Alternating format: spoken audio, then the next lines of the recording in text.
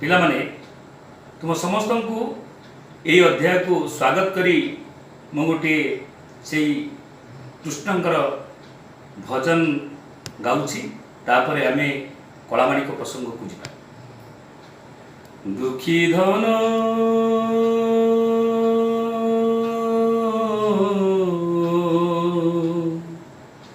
नीलमणि रे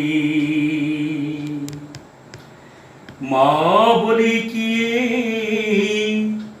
डाकीब मोते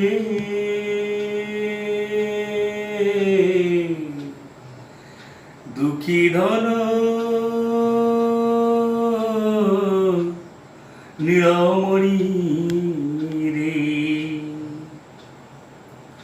गोरु घेनी फेरी आसिला बेलकू गोरु घेनी फेरी आसिला बेलकू कापाई जगी बसी विपथे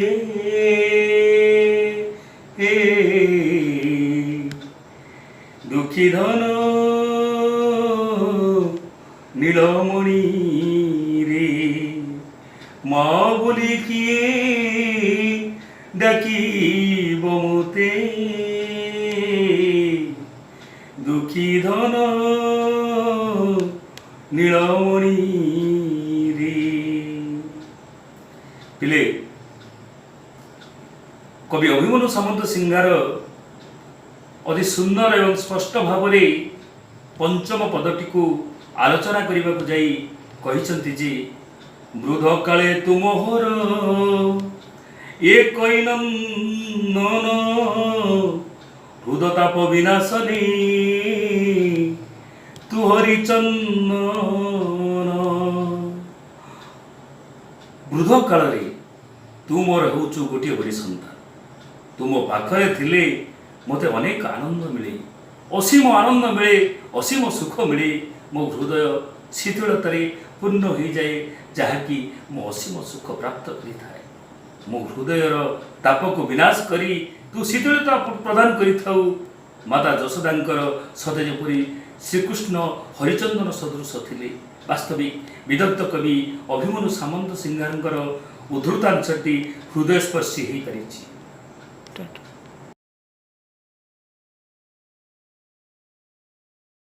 गोटिका अधामसर नरुचई तोते नाचिलांच मागुथाऊ लवणिके मनते।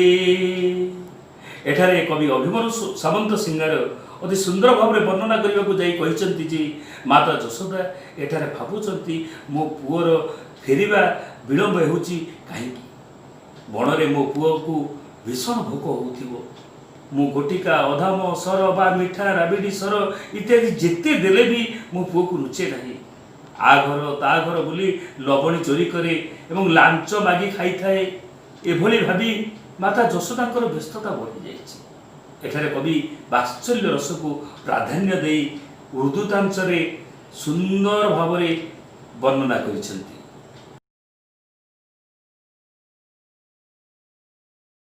तोली मु धइले गोली होई जाऊ तू ही तो दुर्बल देखी काई पशिबई मुई। एठी सप्तम पदरी अभिमन्यु सामंत सिंगार कहउछंती जे माता यशोदा एठारे भाबुछंती मो कृष्ण अझटिया टिके टिके कथारे अझट हुए मु ताको धरिबाकू गला बेले से धूली रे गड़ी जाए ता दुर्बल शरीर को देखी मु दुख प्रकाश करे कारण तार कोमल शरीर रे काले आघात लागि जीवो कि प्रकृति रे देखिबाकू गले मार संतान प्रति तार ममता स्नेह भल पाइबा किते निबिड़ ता कवि एठारे प्रकाश करिसेंती।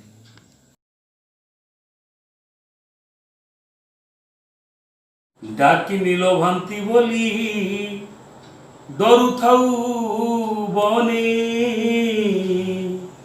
ବାର ବାର ବାରୁଥାଇ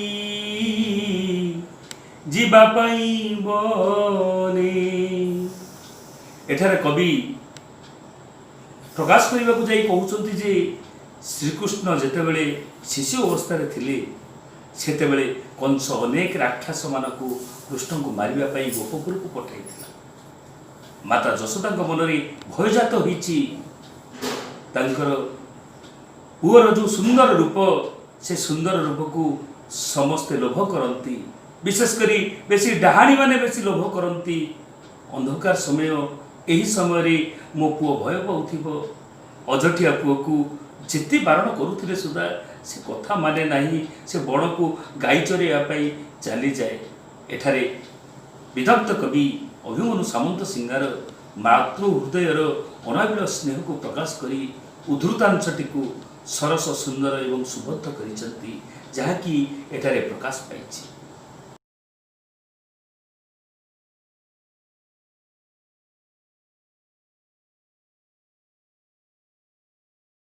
ପିଲାମାନେ, ମୋର ପୂର୍ବବର୍ତ୍ତୀ ଭିଡ଼ିଓ ଏବଂ ଆଜିର ଭିଡ଼ିଓରେ ଯଦି ତୁମର କିଛି ଡାଉଟ୍ ଥାଏ ତେବେ ତୁମେମାନେ ମୋତେ କମେଣ୍ଟ ସେକ୍ସନରେ ପ୍ରଶ୍ନ କରିପାରିବ। ଯଦି ମୋର ଭିଡ଼ିଓ ଗୁଡ଼ିକ ତୁମକୁ ଭଲ ଲାଗେ ତେବେ ଲାଇକ୍ କରିବ ଏବଂ ମୋ ୟୁଟ୍ୟୁବ୍ ଚ୍ୟାନେଲକୁ ସବସ୍କ୍ରାଇବ୍ କରିବ। ଧନ୍ୟବାଦ।